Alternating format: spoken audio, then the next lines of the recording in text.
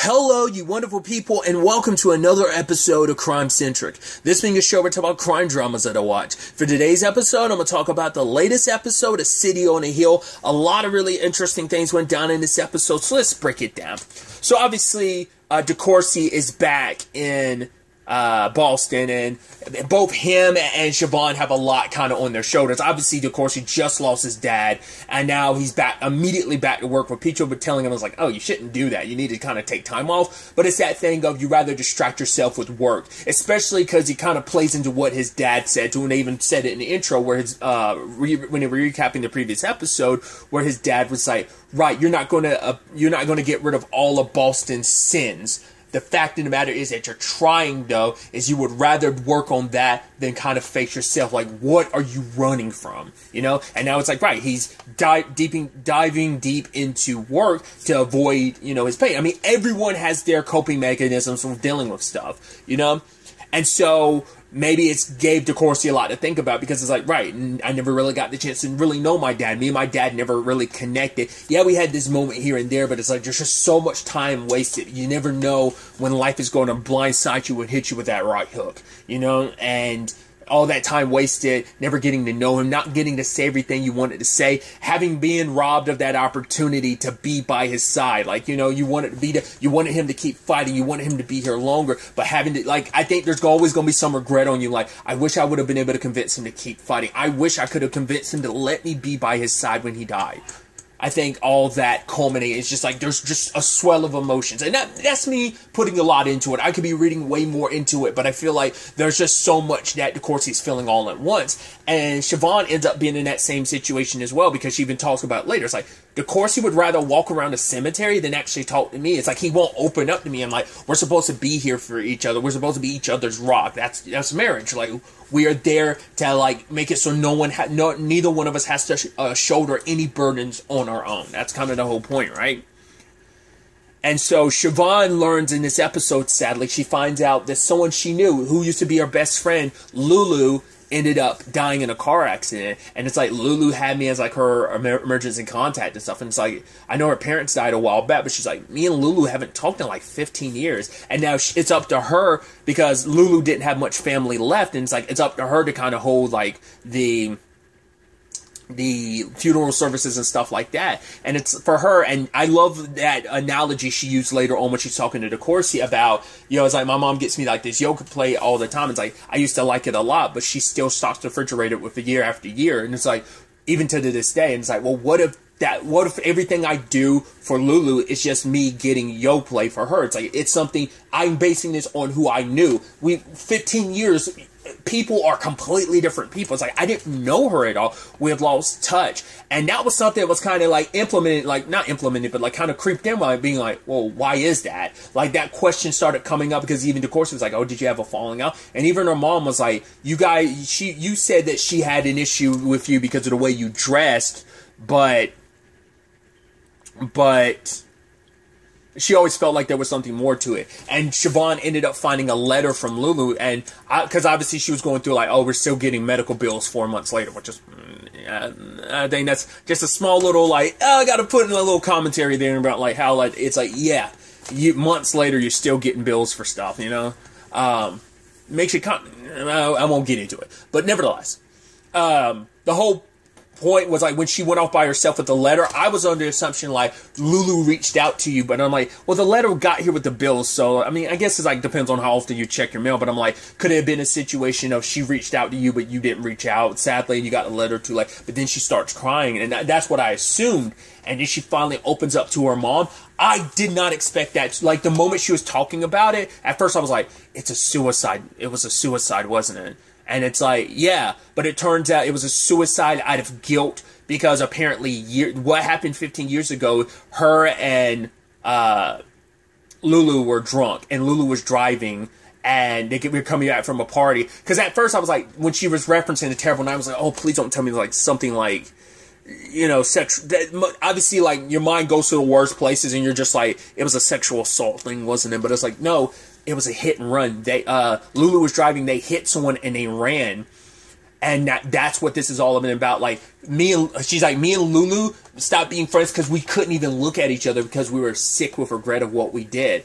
And there's that line from Siobhan where she's like, if I was the one driving, I feel like I would do the right thing and have turned myself in. But I couldn't do that to Lulu and, like, ruin her life. Because we know at least Siobhan comes from a decent enough background. I think her family's kind of decently well off. I mean, I mean, who knows what their status was last, and they could have just been like, I think they're a pretty high class family, but I don't know if they would have been a middle class situation back then or not.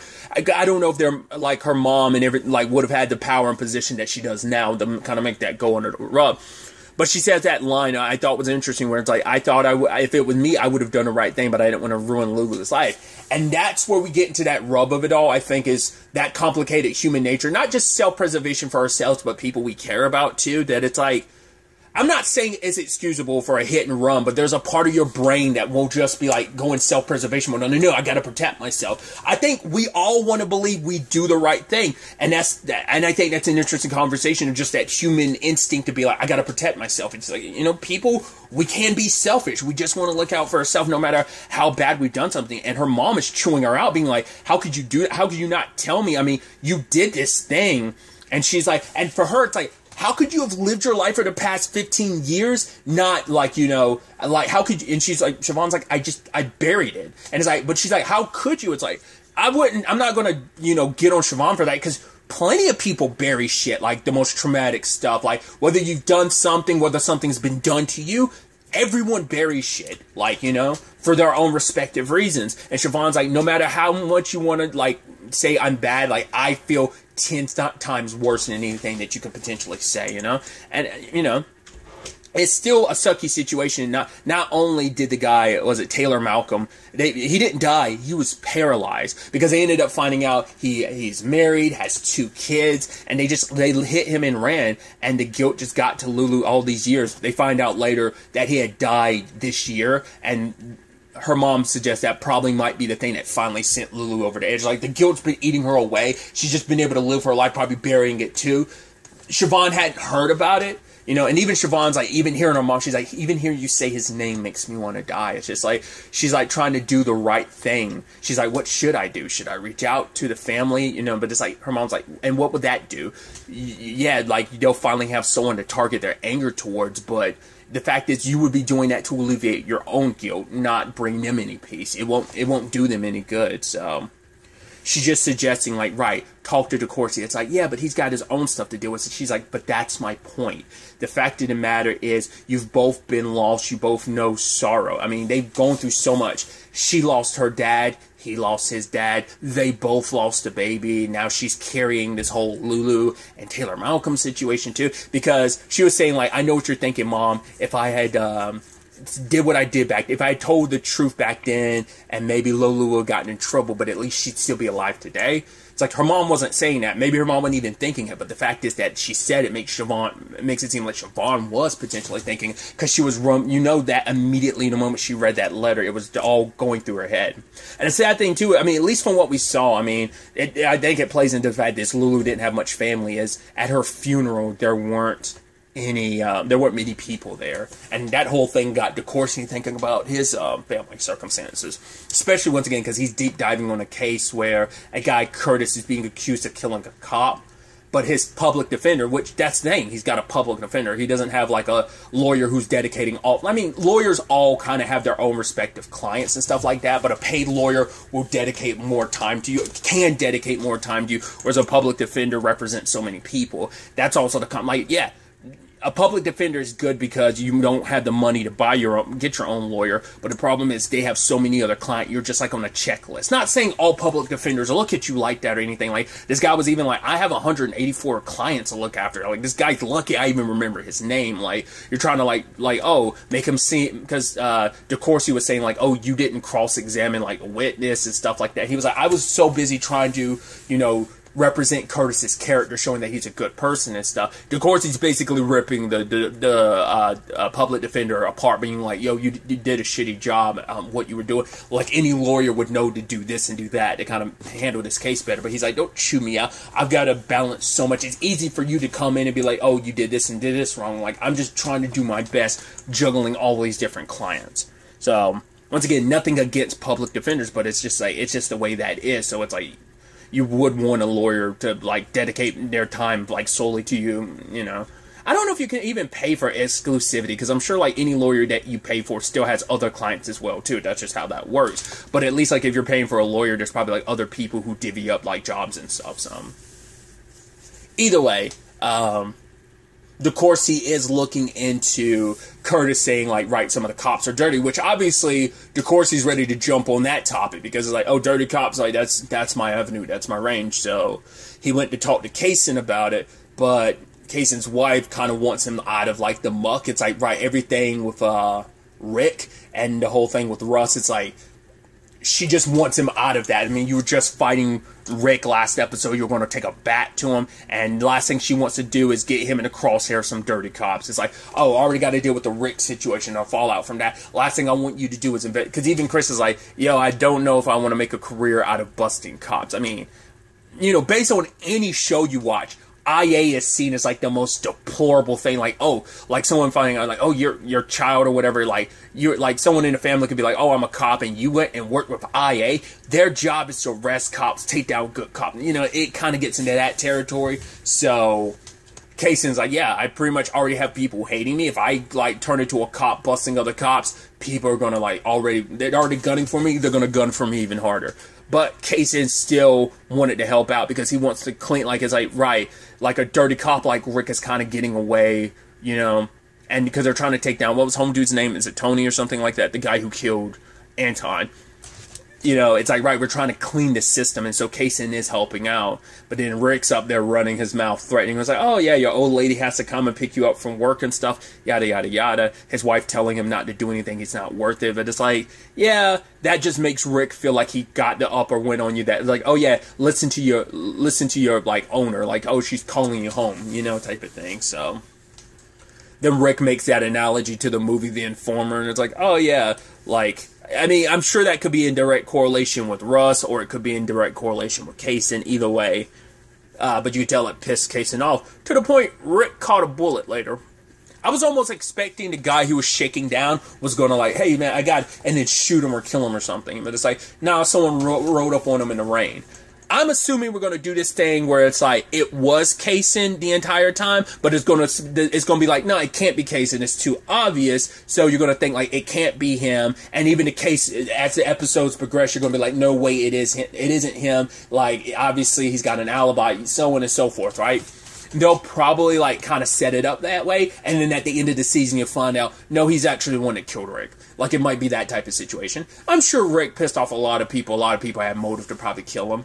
I mean, because his wife isn't the best alibi, because of course she, like, cover for him if she found out, like, oh, you killed Rick. It's like, yeah, he was kind of a piece of shit, so. I mean, because it could always have been Russ's wife that hired someone or knew someone. It could have been, like, a family member that ended up popping him for what he did, so. But I'm leaning more towards we're going to find out in the end it was Kaysen. But I'm open to the thought of, like, yeah, it probably actually wasn't him, and I was going to have to clear his name. But you're going to be in that situation like, right, Rick was a piece of shit, and it was whoever did it was most likely justified in why they did it. So it's probably like someone, like I said, connected to, like, Russ. Once again, I keep calling him Russ, but I think his name was Russ. I'm not very good at remembering names sometimes, but Wallace, the cop he killed. It had to be like, maybe his wife has family that did it for her. I don't know. Either way, circling back to DeCourcy really quickly, he's, obviously, like, his first day back, Guy ended up giving him this job, which I thought was interesting. Like, he's almost saying, like, oh, yeah, your dad just died and you want to take, he's like, yeah, but this case is the easier one. Like, yeah, let me get the hard one. Like, he's got to keep up his bravado. Because it's also, like, he doesn't want to give Dan or Blair the time of day, especially because, like, Guy is trying to, like, pit them against each other. But, I think for DeCourcy, it's like, yo, if you're going to throw it my way, like, you're a piece of shit for doing that. But you know what? I'm going to show both of you up. If you want to come swinging, then I'm going to swing back. So I'm going to rub it in your face, Dan, and I'm going to rub it in her face. Like, I didn't ask for the challenge. She's kind of too all about this because she's the one that had to have reported it to Dan about DeCourcy having a gun in his briefcase. He's like, yo, it's licensed and everything. It's like, yeah, but Anton is dead. It's like, yeah, and me and my wife are alive, and I'd like to keep it that way. So, either way, that was that heartbreaking thing at the end where he hears his dad's favorite song on the radio, and Siobhan obviously wants to talk to him, but they dance a little bit, and he starts breaking down. Because for her, she had brought that up earlier, like, how DeCourcy hadn't even cried about about his dad, and it's like, for her, it's like, how do I, cry and feel bad about someone I haven't talked to in 15 years, but of course he's like, there's no rule book on remorse or like when you can cry and when you can't. Because I think for Siobhan, she also said it reminded her of when her dad died. I think specifically DeCourcy, the way he's handling his dad's death, I think she probably sees a little bit of maybe herself or even her mom of how they both handled it. So we've got all of that. We've got the whole situation with Jackie, the whole Victoria thing. I even love Badcock making that joke about, well, not even joke, he was saying, like, right, you put away some Italian mobsters or whatever, like, who's to say they won't, sometimes you'll come out burping your steak and bam, they got you. And then he starts laughing afterwards. He's like, Badcock, you got a twisted fucking imagination.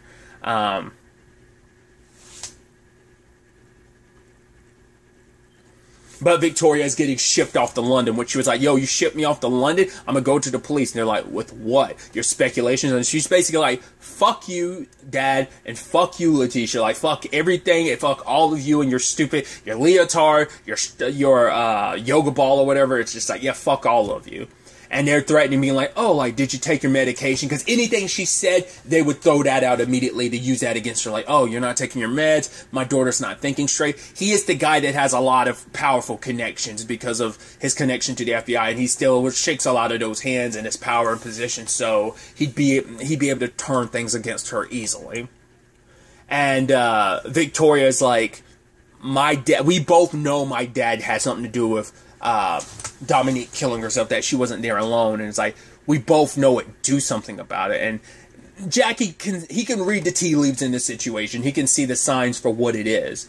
But he's balancing that. He's also taking Benny to go to college. He was in a pissed off mood already just because, well, Letitia and everything, because I think it's like, right, I guess a little bit of guilt, because Jenny's like, oh, so how's your job? He's like, well, why I gotta come home and you accusing me of something? She's like, what the fuck are you talking about? I didn't accuse you of anything. It's like his guilty conscience about it. It's like, well, they've already been down this road with his infidelity anyway, so it ain't like it'd be new, but he's been pretty good, I think, on a more infidelity front. He got high with Holly. I don't know if they did anything other than smoke some, like, coke together. I don't know if they did anything other than that, but Benny's the only one at the time who knew about what happened with Jenny and her dad, because she's trying to, like, deal with that, but it's like, right, don't tell your dad because he's going to be pissed, but it's like, she's like, oh, what'd you say? He's like, Jenny's like, I didn't. I just, like, shoved him and I hit him, and she's like, Benny's like, you had every right to, but she's like, yeah, but I wanted to take the high road because I wanted to prove I'm better than that piece of shit. And for her, it's like, it's just proof that, I'm my father's daughter. And Benny's like, no, it's just proof that you're human. Like, any person would have that reaction. It's like,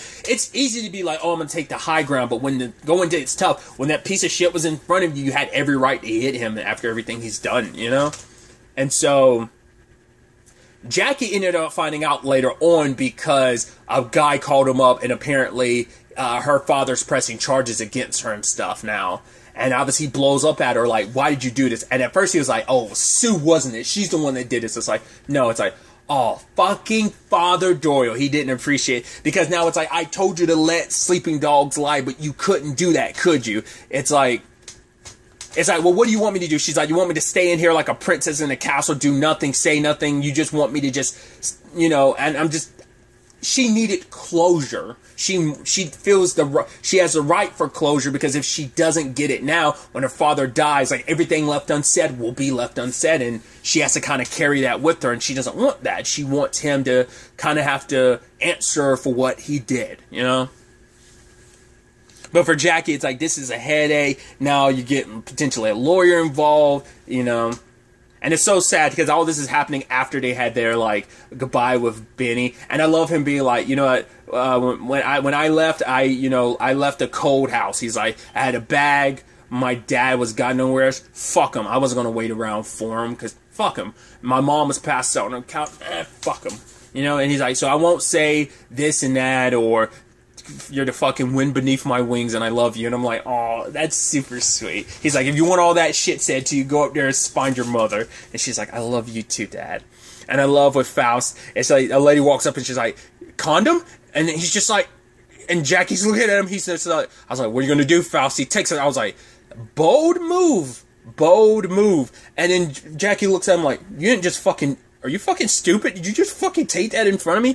And it's Mr. Roar, I was kind of fucked either way I did this. Either I took it and you know at least I'm being safe with your daughter, but if I don't take it, you're going to assume I'm being irresponsible. He's like, you're a Faust. Just shut your fucking mouth. And he's like, I'm shutting my fucking mouth, shutting up right now, sir. I was like, I love that so much. And obviously Jenny saying her goodbye to Benny, you know, wanting her baby to study hard and, but, you know, be good, be safe, you know, but also, like, enjoy yourself, have fun. Because I don't know if Jenny ever went to college. I think Jackie might have for a little bit. I mean, maybe, because didn't he go to college to be a lawyer or some shit like that? And then he eventually, like, moved into the police. But I can't remember. I feel like Jenny, because wasn't the whole point of season 1, wasn't it Jenny going back to college is what she tried to, because I think she ended up dropping out because she got pregnant with Benny, maybe? I don't remember. I feel like that was the plot, her, like, part of her plot line in season 1. It's like she was going back to college, but Jackie kind of fucked that over. Just like he fucked everything up with, like, the church and Father Doyle and everything. Which, Jackie sure as hell made sure to pay a visit to Father Doyle. And I love, he's like, oh, you broke my thumb? Yes, because you caught me by surprise. Don't forget what, like, don't get it twisted. Like, I came from a neighborhood far worse than yours. And he was like, oh, don't worry about it. Like, you keep fucking around and talking to my wife, getting ideas in her. I'm going to, like, one day you're going to come home, I'm going to be in your apartment waiting for you, and I'm going to break your fucking spine. So, God be with you and stuff like that, so. But that just motivates Jenny and Father Doyle to be friends just that much more. It's like, yeah, just to spite Jackie. So, because Father Doyle's like, well, shit, you're being sued by your father. Now it explains why Jackie was so pissed off. And now he's like, right, you know, he's hoping to smooth things over. But also, an FBI agent, was it Milani, ended up coming to visit Jackie because Jackie pushed the whole, like, oh yeah, he's a corrupt priest taking, like, taking funds and stuff like that and, you know, doing yada, yada, yada with it, so. So we'll see where things kind of go from there. I guess Jenny and Father Doyle are just going to keep meeting in secret. I'm legitimately surprised nothing ever did happen between them. I mean, with what his circumstances are recently, I think that's more so leaning towards he's bi, because he says, like, oh yeah, I've been with plenty of women, but then he was like, he got checked for HIV because he was with a fellow priest, so there's still room open, you know, for something between him and Jenny. But I think it's just kind of like a friend thing. Or, not unless he's going like, no, I actually think but I'm assuming that's just going to be like, oh, I'm bi. But he could just be like, no, I've kind of, you know, found my, you know, sexuality. And like maybe he's like, no, I'm gay. So we'll see how that plays out. But Jackie and obviously the Letitia thing. And it's like now he kind of understands the ins and outs of what's kind of going on with their circumstances. Of like, oh, cool. So you're going to take me upstairs and Sinclair is with this lady, Bette, and they kind of do their thing. She's like, and, you know, Sinclair, I mean, they'd already kind of started. She was like, oh, like, hurry back, you know, when he went to go take Benny to college, because it's like, hey, hurry back so we can kind of continue what we're doing. They continue what they're doing. And Jackie obviously asks questions like, right, so you're okay with this, but then he immediately moves into the whole territory of, does that include Dominique? I mean, and echoing sentiments I've had in previous episodes. She's super, what's the word I'm looking for? It's a word I kept saying. Complicit might be the word I was looking for. I don't know. I feel like there was a different word I used before, but I think complicit is the word. I think that's the word he used, and maybe that is the word I'm thinking of. But yeah, like, it makes her complicit in everything. And then it's like, yeah, but like, that was your daughter's friend. And Letitia kind of makes nothing of it, you know, it's like, right, like, she kind of was okay with everything with Sinclair. She kind of makes it seem like, right, I came from a poor background, I am one of 6 kids, mom, like, parents had to, like, get bread and ketchup just to make it, like, make it stretch and make it by, so she doesn't want to screw up, like, you know, let Sinclair do whatever he needs to. I'm not trying to screw the pooch on what we have, like, I have something good, it's like, you know.